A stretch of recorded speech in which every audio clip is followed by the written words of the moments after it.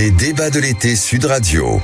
Eh ben, le premier fait du jour, c'est précisément cette loi d'urgence agricole votée il y a quelques heures, avec tout ce que cela entend, bien sûr, parce que c'est les pesticides qui ont fait beaucoup de bruit, mais il y a aussi la gestion de l'eau, il y a aussi des règles sur l'élevage, il y a aussi la construction des bâtiments, et un objectif beaucoup plus ambitieux derrière ce texte sur la souveraineté alimentaire. Bonjour Patrick Legras. Bonjour. Merci beaucoup d'être avec nous ce matin. Vous êtes le porte-parole de la coordination rurale. Est-ce que vous êtes un homme satisfait ce matin? Est-ce que vous êtes réveillé un peu plus léger en vous disant que ça y est, cette loi avait été adoptée? Ça veut dire que ça va aller beaucoup mieux pour vous?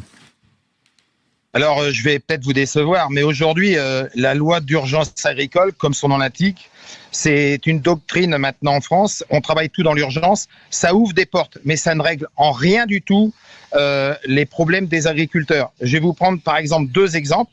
Le premier exemple, puisqu'on a dit, vous avez parlé de l'eau, qui dit canicule dit besoin d'eau. Il faut savoir par exemple, sur le lac de Caussade, dans le 47, ceux qui ont été à la construction du lac de Caussade étaient encore, il y a quelques jours, poursuivis parce qu'ils avaient fait une réserve d'eau à titre personnel et à titre privé. Donc vous comprenez qu'aujourd'hui, ça va permettre peut-être d'ouvrir un peu de porte. Et la deuxième chose que je ne comprends pas, parce qu'il faut que les auditeurs le sachent et les consommateurs, vous avez un syndicat qui se dit super heureux de cette victoire. Il faut savoir que comme toute loi, elle doit passer au Conseil constitutionnel et vous pouvez être sûr que des dames comme Madame Pannier-Runacher ou Madame la ministre de l'écologie vont tout faire pour que cette loi soit recalée.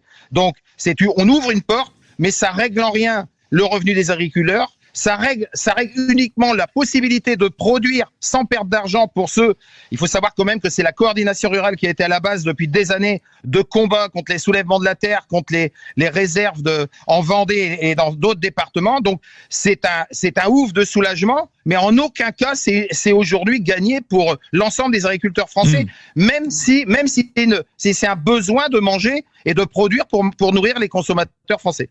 Mais sur d'autres points, et vous parlez notamment là du Conseil constitutionnel, est-ce qu'il y a des motifs réels d'inquiétude sur certains points? Parce que je doute quand même que le Conseil constitutionnel retoque toute la loi. On se souvient de la loi Duplon avec justement certains pesticides comme l'acétamipride qui avait été balayé d'un revers de main pour le Conseil constitutionnel. Est-ce que il y a des points de vigilance sur certains points précis? Le Conseil constitutionnel, par rapport aux gens qui ont été élus, suivra les écologistes et Madame Pannier-Runacher et la ministre de l'écologie. Je peux vous l'écrire, je peux vous le signer aujourd'hui. Surtout ce qu'aura décidé ces ministres, parce qu'ils ont tout pouvoir au niveau du gouvernement. Aujourd'hui, vous avez... Factuellement, Patrick Legras... Factuellement, là, c'est quand même une victoire de la ministre de l'Agriculture. Elle a quand même réussi à faire passer ce texte. Donc pourquoi, là, le gouvernement, sachant que Madame Pannier-Runacher, notamment, l'est plus au gouvernement, qu'est-ce que vous redoutez? Que ce soit quoi? Que ce soit les écolos derrière qui aient vraiment le pouvoir?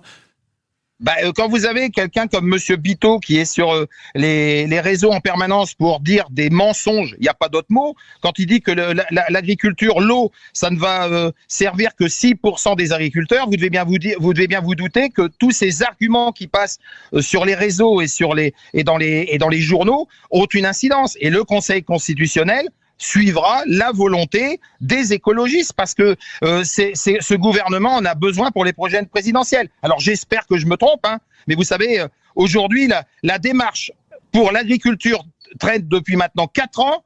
Alors évidemment, à la veille des présidentielles, on a enfin une avancée, mais ça fait 4 ans qu'on dit qu'il n'y a pas de revenus et les lois qui sont faites là ne donnent 0 revenu supplémentaire aux agriculteurs. Donc vous dites que ça vient régler des problèmes techniques ou des considérations d'ordre matériel, mais ça ne vient pas régler la question financière qui est primordiale.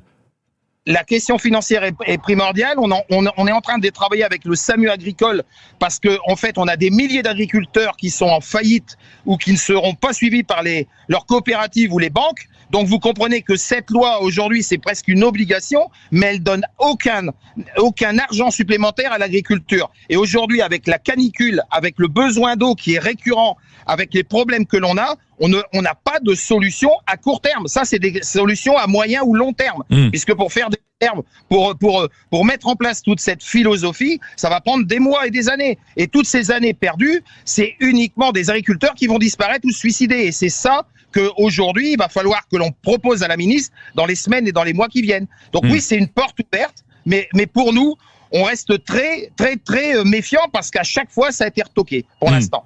À chaque fois, ça a été retoqué. On verra ce qu'il en est. La question qu'on va se poser, nous, dans quelques instants, c'est par rapport aux pesticides. Là, ça concerne l'acétamipride, mais on a toujours l'impression que la France cherche à être le plus vertueux de tous les pays. Est-ce qu'il ne faudrait pas se réconcilier avec parcimonie, bien entendu, dans le cadre de tout ce qui est tout ce qui est réglementé, recommandé par l'ANSES notamment? Est-ce qu'il ne faudrait pas se réconcilier avec les pesticides, justement aussi pour remplir votre portefeuille? Parce que en attendant, on va chercher des choses en Italie, on va chercher des choses en Espagne, on va chercher des choses dans d'autres pays qui, eux, utilisent des pesticides.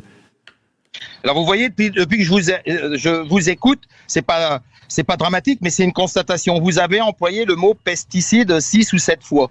Moi, aujourd'hui, quand on soigne les gens, c'est pas des pesticides, c'est des médicaments, c'est des produits pharmaceutiques. Donc toute cette culture pesticide écologique punitive, elle est déjà génétiquement dans nos têtes. Aujourd'hui, c'est des médicaments. Alors, comme vous dites, les médicaments ou les pesticides, si vous vous appelez comme ça, il faut savoir qu'on en consomme quasiment autant dans la culture traditionnelle que dans les produits biologiques. Alors ça, c'est l'argument qu'il ne faut pas utiliser. Ils en sont, mais moi, j'ai des producteurs bio autour de chez moi, ils ont des pulvérisateurs et ils traitent leur culture autant que moi, sauf que les fameux pesticides sont naturels, sont homologués. Donc je pense que c'est pas un problème de pesticides. Aujourd'hui, quand une plante est malade, ça coûte tellement cher qu'on veut la soigner, on la traite. Par exemple, là en ce moment, je suis en pommes de terre. Il fait sec depuis un mois. Depuis un mois, je suis producteur bio en pommes de terre. Je n'ai mis aucun traitement phytosanitaire. Donc on soigne les produits pour qu'ils puissent produire. Donc aujourd'hui, ce nom de pesticide, c'est vrai que c'est toxique, mais c'est génétiquement le nom qui veut ça. Aujourd'hui, l'autorisation des produits phytosanitaires qui se fait dans toute l'Europe ou même dans d'autres pays. Aujourd'hui, la France, avec l'ANSES, vous avez des gens qui bloquent l'entrée de nouvelles molécules qui sont justement moins toxiques. Donc aujourd'hui, tout ça, c'est une démarche où il faut qu'autour de la table, on fasse un plan de développement de souveraineté alimentaire. L'eau en fait partie, les écologistes en font partie, la culture bio en fait partie. Mais aujourd'hui, les bio n'en vivent plus, malgré ce qu'on peut dire. Nous, on a une baisse énormément des productions bio parce que les gens en crèvent. Donc, il faut qu'on mette tout le monde autour de la table et qu'on nourrisse du mieux qu'on puisse, sans pollution, parce que moi, quand j'utilise des produits, c'est moi-même qui traite, ça me plaît pas plus que ça, mais quand je suis obligé, je le fais. Donc, c'est uniquement du raisonnement, de l'intelligence, et puis de la discussion. Parce que moi, aujourd'hui, moins je mets de produits phytosanitaires, moins je dépense d'argent, donc ça me va très bien. Et je pense que... Donc vous êtes d'accord avec ma question de base? Oui, alors appelons ça médicaments, produits phytosanitaires, appelons ça comme vous voulez, mais l'idée en tout cas que la France doive se réconcilier ou doive, on va dire, mettre un peu plus de souplesse pour avoir des traitements qu'utilisent nos voisins, vous êtes plutôt favorable à ça, j'imagine?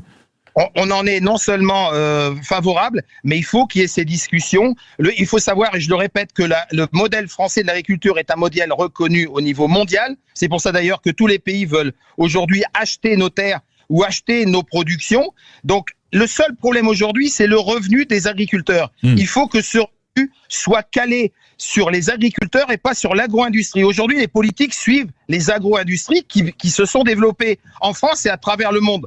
C'est une force pour l'agriculture française, mais elle s'est faite au détriment des revenus pour les agriculteurs français. Et aujourd'hui, on veut arrêter l'hémorragie de l'arrêt et du suicide des agriculteurs français. Eh ben, c'est bien noté. Merci beaucoup Patrick Legras d'avoir été avec nous, porte-parole de la coordination rurale, sur cette loi d'urgence agricole qui a été votée il y a quelques heures, et sur cette question qu'on va se poser d'ici une quinzaine de minutes avec nos débatteurs quand on voit la réintroduction en effet de certains produits qui vont aider les éleveurs, notamment les producteurs de noisettes, notamment les producteurs de betteraves, et qu'utilisent absolument tous nos voisins européens. Est-ce que la France doit se réconcilier avec les pesticides? 0826 300 300, ce sera notre débat dans une dizaine de minutes, alors qu'il est 10h14 sur Sud Radio.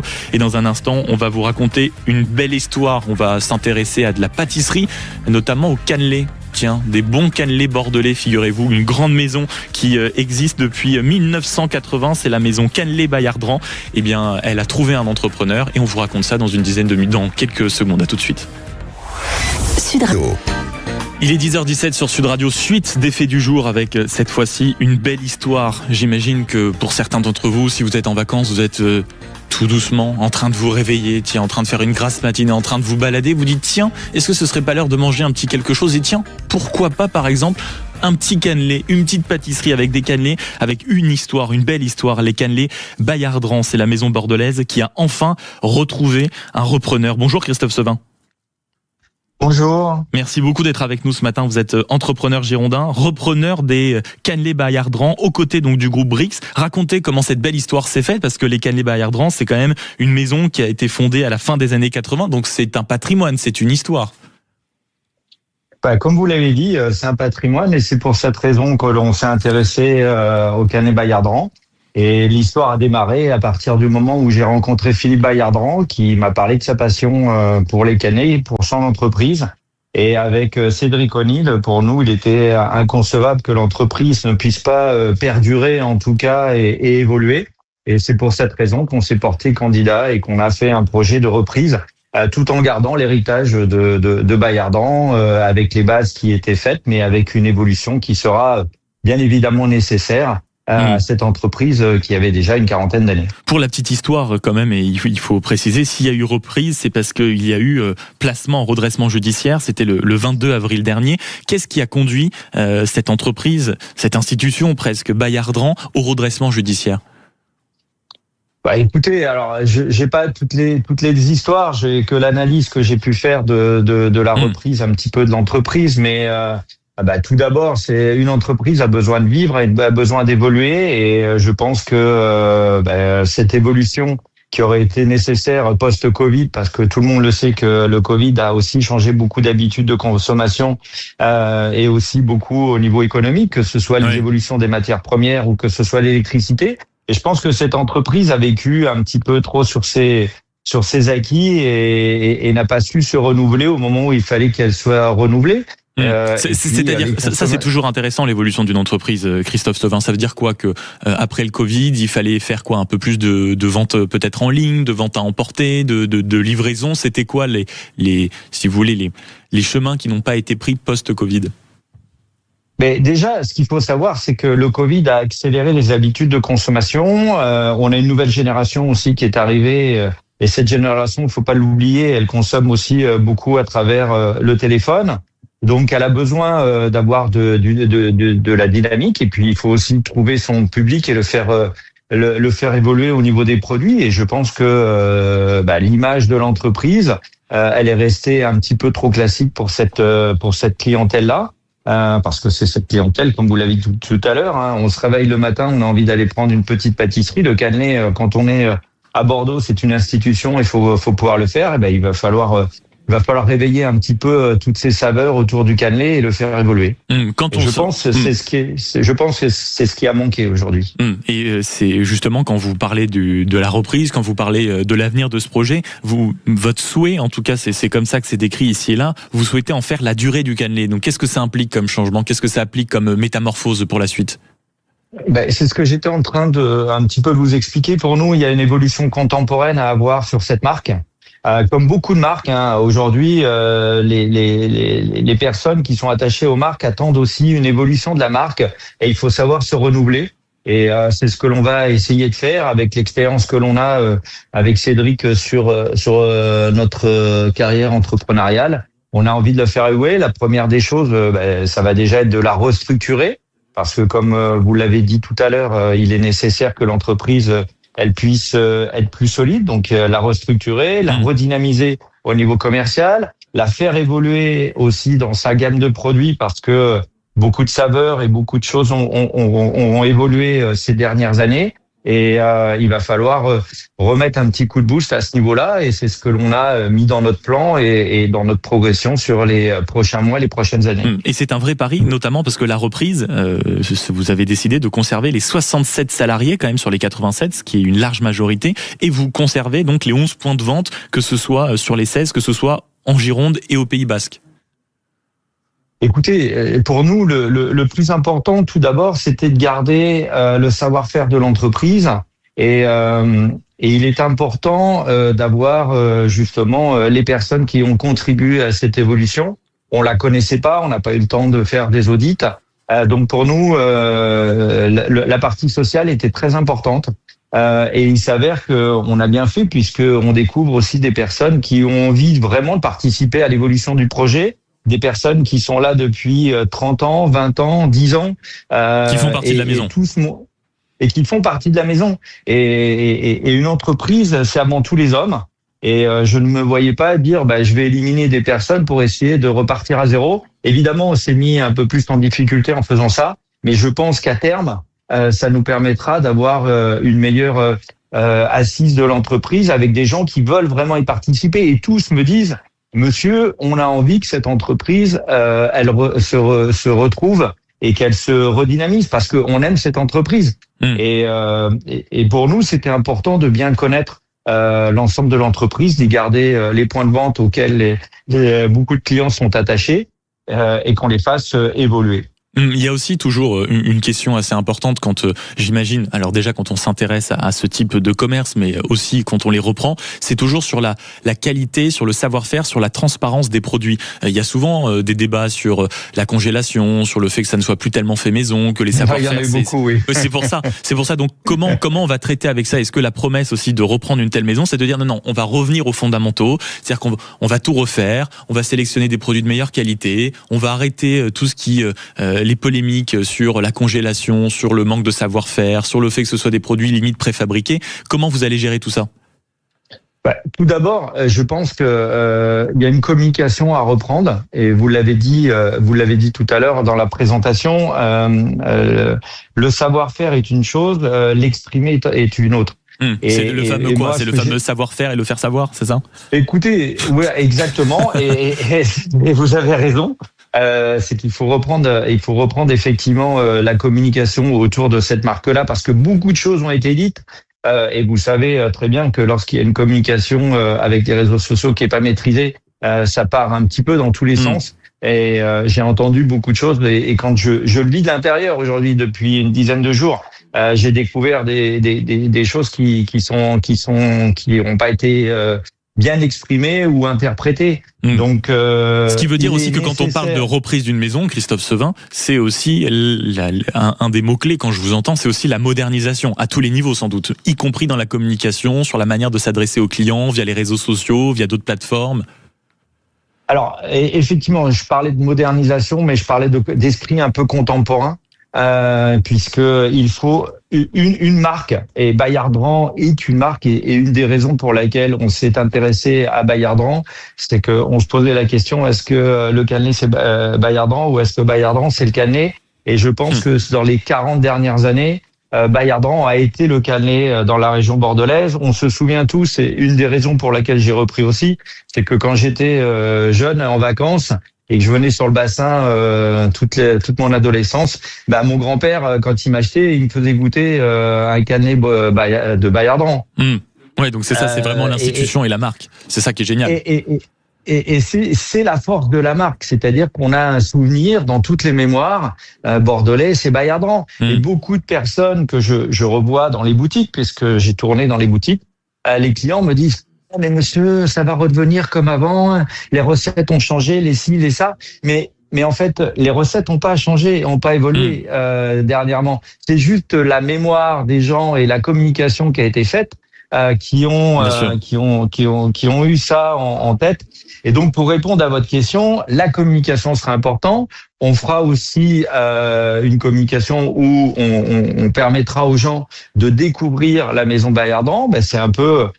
On n'en est pas dans de la haute couture, mais dans une institution et dans un produit aussi iconique, il faut être transparent et on sera transparent.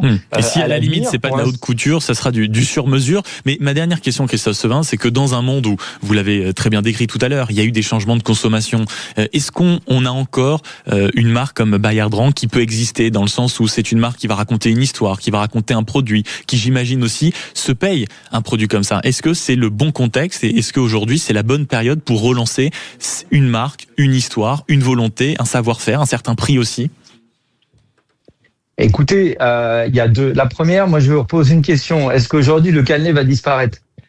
Non, aujourd'hui le cannelé fait pas. Voilà, le cannelé, c'est une pâteuse qui fait. La cannelle fait partie de la gastronomie française.